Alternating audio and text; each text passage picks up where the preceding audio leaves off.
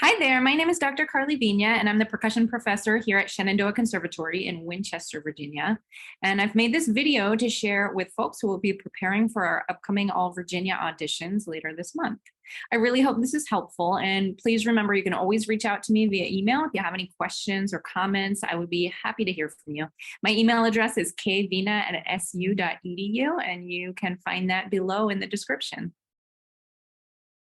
So without further ado, let's get into the etude. First up is snare drum, and with this excerpt, it is really important to make sure that you are preparing it with careful consideration of the mark dynamics and articulations.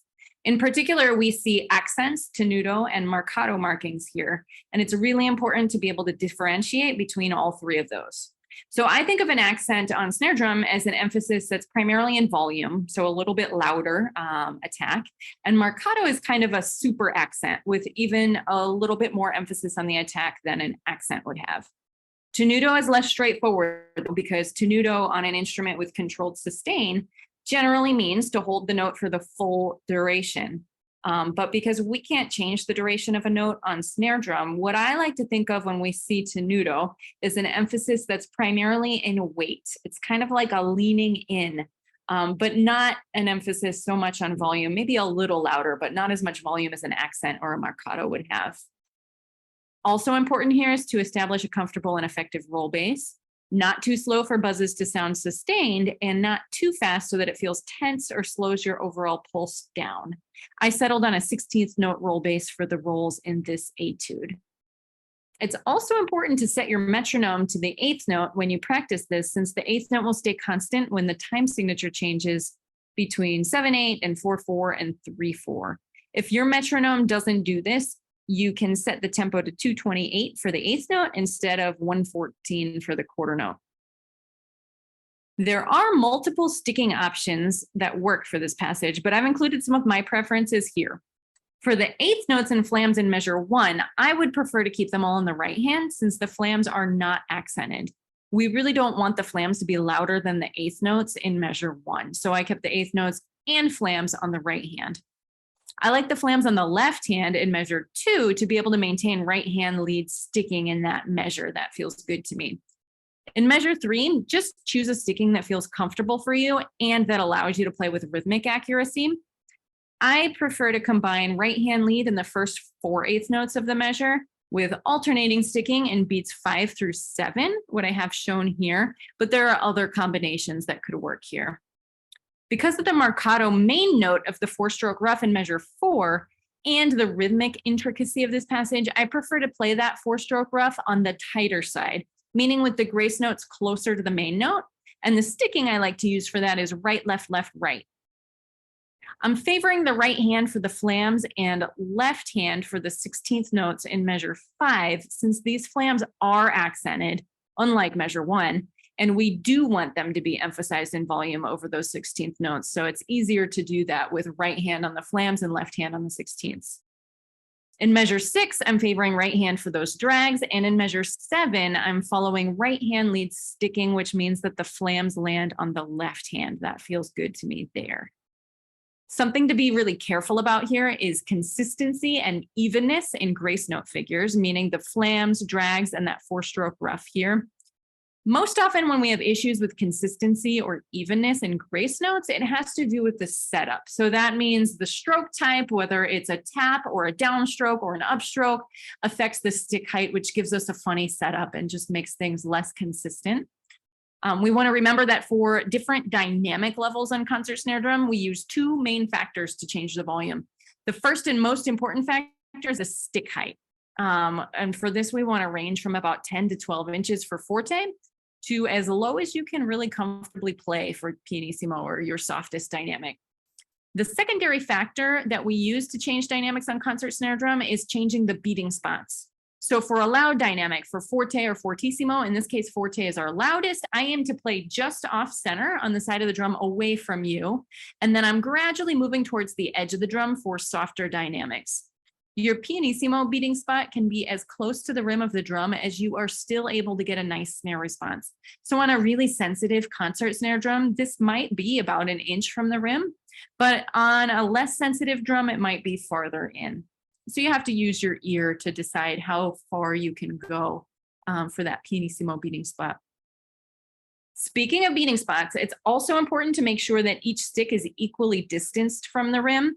It's a really common thing for the dominant hand to extend a little further than the non-dominant hand, which can result in an uneven sound that's especially noticeable when we move into those soft beating spot areas. I also like to make sure to use some muffling on concert snare drums, which will make soft passages like the ones here much more comfortable and feel easier to play. I usually use just a small piece of chamois, which is a type of leather, held in place by a small binder clip. But I find that handkerchiefs and those microfiber cloths that we use for cleaning our glasses work really well too. Finally, don't forget to turn your snares off when you finish playing snare drum.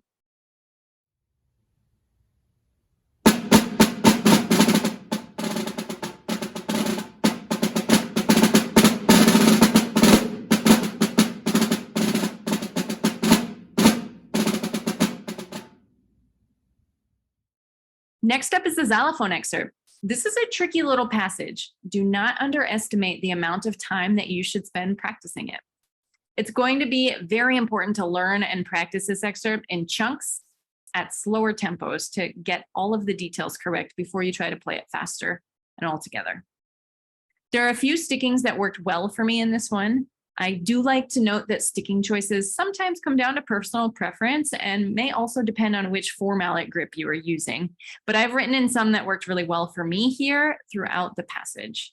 I use the inner mallets for the 16th note triplet run in measure 16, and it is important to start the run with mallet 3, which is the inner mallet on the right hand. If you try to start it with the left hand, it'll just be really awkward and you might get tangled. The best sticking in measures 18 and 20 is to play double stops in each hand as it's marked there. You just have to be really careful to find a mallet positioning where your mallets won't be running into each other. You don't want a collision there. As in the snare etude and of course all of your music, make sure to pay close attention to dynamics and articulations. I'm thinking of the tenutos in this passage in a similar way to the ones on snare drum. So we're thinking of an emphasis primarily in weight. One other thing to note is to make sure that the peak dynamic occurs in measure 18 where it's written. One last thing to note here is that we have a meter change with the 8th note staying constant between the snare drum excerpt and the xylophone excerpt. So it's important to start thinking in 6/8 before the first xylophone entrance. My recommendation is to think of the 8th note subdivision during the first measure of rest, and then begin to think in 6/8 during the second bar of the rest as you prepare to play the xylophone after the third bar.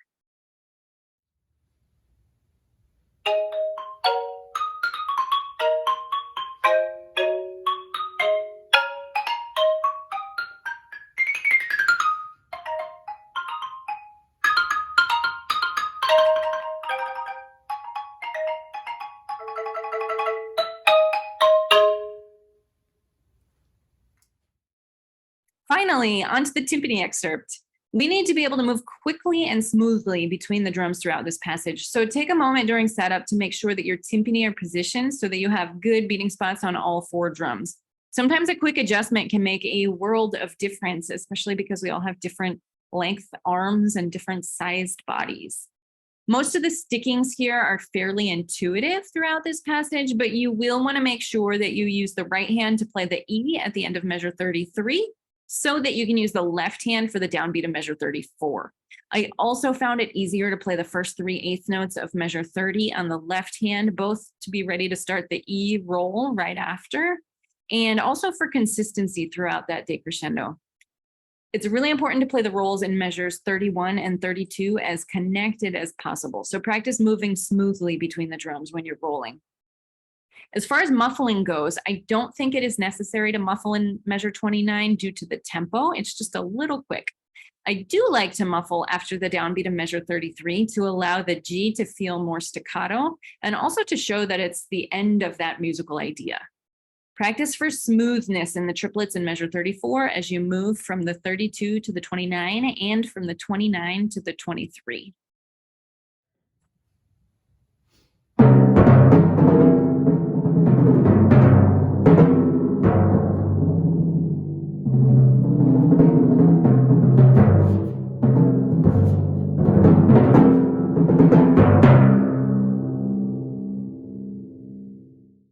Now that we've gotten through the etude, make sure that you have read the percussion instructions and check that diagram very carefully. You will want to make sure to practice with the setup exactly like it's shown in the diagram so you can master all of the choreography of performing this, because you don't want any surprises on audition day. You want to know exactly where everything is.